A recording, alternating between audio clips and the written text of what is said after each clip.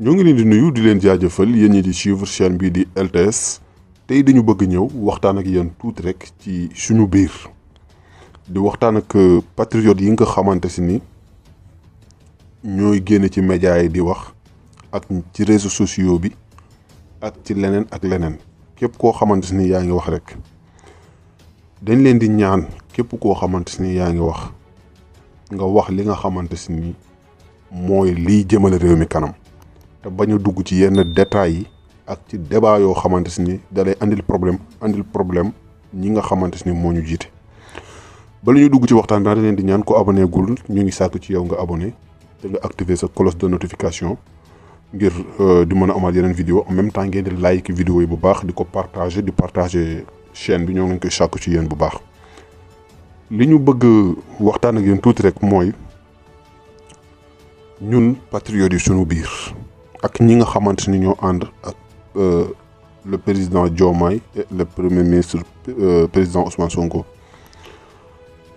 képp koo xamante ni yaa ngi am looy wax ngay critiquer loolu lépp d'accord képp koo xamante ni am nga lu la naqari wala gis nga ko nga génn wax ko d'accord mais nañ ko xool ni ñu koy waxee xam ni ñu koy waxee te bañ a def erreur boo xamante ni day tax ñi nga àndal dootuñ xam nu ñuy doxalee ndax dañ leen di misaal rek tey bu fekkente ni benn patriote wax na loo xamante ni même dafa juum d'accord même nga wax loo xam ne da nga juum wax ko quoi tey bu fekkee da nga juum wax loolu yoon teg la ci loxo président Ousmane Sonko wala président Diomaye duñ mën a intervenir ndax ñoom liñ bëgg mooy justice bi indépendant boo nee nag justice boo xamante ne day indépendant kooku mënoo di intervenir ci justice ci yoo xamante ni mënul nekk liñ mën a dimbalee ñi nga xamante ni ñooy président Diomaye le premier ministre président Ousmane Sonko mooy ñuy fexe di wax li nga xamante ni mooy li am wax loo xamante ni lu tegginu la wax lu jaadu wax loo xamante ni kenn du la ci woo bala ci interpeller wala ñu la ci laaj. loolu nag boo gisee tey ma bëgg ñëw ñu waxtaan ci côté boobu mooy dafa am ay kàddu yu jug nga gis waa côté bële taxaw di wax naan ñoom ñi ànd seen biir ñi ngi wax loo xamante ni justice waxu ci nangam ak nangam Ousmane dafa téye justice bi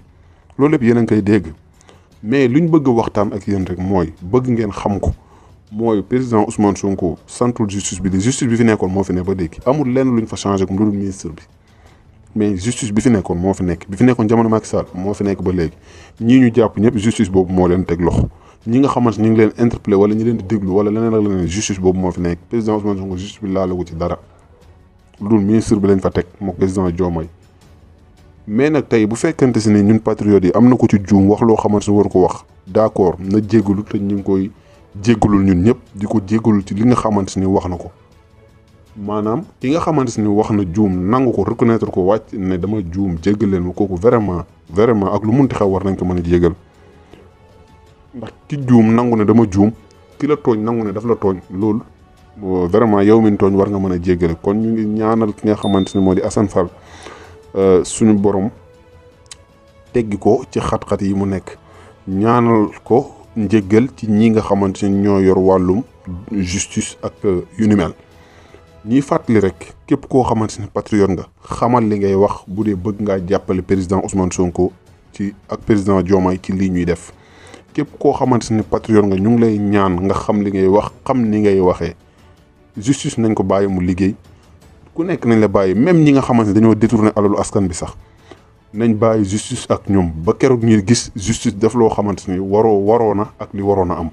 fii Sénégal ñëpp xam nañ liy dëgg même justice bu fi nekkee àtte loo xamante ni waru ko àtte tamit Sénégal yi xam nañ ko bu àtte lu mu war a àtte tamit Sénégal yi xam nañ ko kon li ñuy sàkku rek mooy na ñëpp ànd ak dal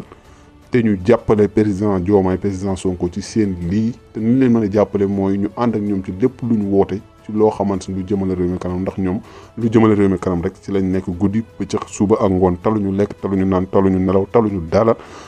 taluñu lenn lu dul liggéeyal askan bi taluñu lenn lu dul liggéeyal Sénégal kon nag patriotes yi ñu ngi leen di ñaanaat di leen di sàkku ci yéen bu baax a baax ñu jàppalante suñu biir jàppalante bu baax a baax dimbale ñi nga xamante ni ñoo ñu jiite ndax lii nga xamante ni moom lañ sumb suñu borom may leen ci ndam lu kawe seen njort